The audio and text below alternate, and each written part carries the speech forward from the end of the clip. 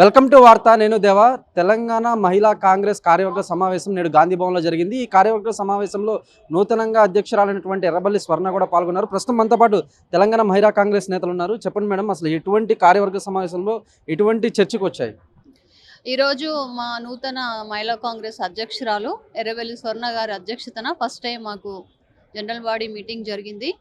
దీంట్లో మాకు అక్క ముఖ్యంగా ఏం చెప్పారంటే మహిళా కాంగ్రెస్ ఇంతకు ముందు ఇప్పుడు అనే విధంగా పనిచేయాలని చెప్పి క్రమశిక్షణ ముఖ్యంగా ఎక్కడైనా కూడా మీటింగ్స్కి అక్కడ వెళ్ళినప్పుడు మహిళా కాంగ్రెస్ కొంచెం డిసిప్లిన్గా ఉండాలి, మన ఆర్గనైజేషన్కి మంచి పేరు తీసుకురావాలి, స్థానిక ఎన్నికల్లో కూడా బాగా కష్టపడి స్ట్రెంథనింగ్ చేయాలి, గ్రౌండ్ లెవెల్లో ఓటర్స్ని కూడా మనం మన యొక్క పథకాలు ఇవన్నీ చెప్పాలనేది చెప్పిర్రు.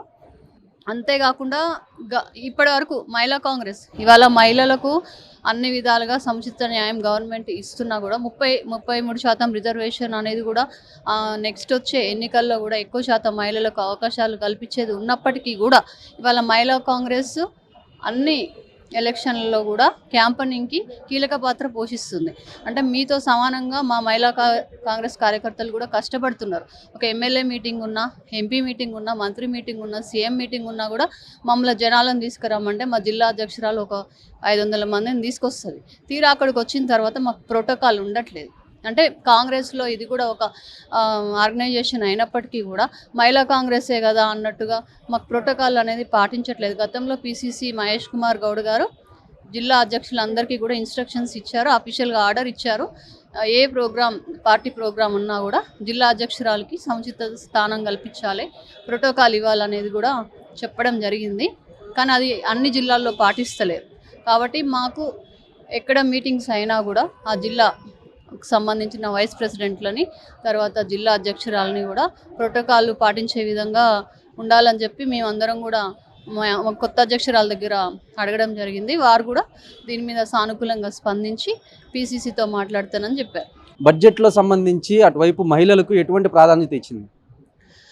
తెలంగాణ ప్రభుత్వం 2026-27 బడ్జెట్ సమావేశాల్లో ఏదైతే బడ్జెట్ ప్రవేశపెట్టిరో అది ఖచ్చితంగా తెలంగాణ ఆడబిడ్డల ఆత్మగౌరవాన్ని నిలబెట్టే విధంగా ఉంది. మాకు అగ్రతాంబూలం ఇచ్చిరని చెప్పుకోవచ్చు. ఎందుకంటే 3143 కోట్లు మహిళా సంక్షేమ శాఖకు కేటాయించడం జరిగింది. తర్వాత వడ్డీ లేని రుణాల కోసం మహిళలకు 2500 కోట్ల రూపాయలని ప్రజాప్రభుత్వం కేటాయించింది. ఉద్యోగం చేస్తున్న తల్లుల కోసం 500 డే కేర్ సెంటర్లకు కూడా ప్రజాప్రభుత్వం నిర్ణయం తీసుకుంది. తర్వాత నాటి వీరనారి చాకలి ఐలమ్మ గారి వర్సిటీ కోసం 400 కోట్ల రూపాయల బడ్జెట్ని కూడా ప్రజాప్రభుత్వం కేటాయించింది.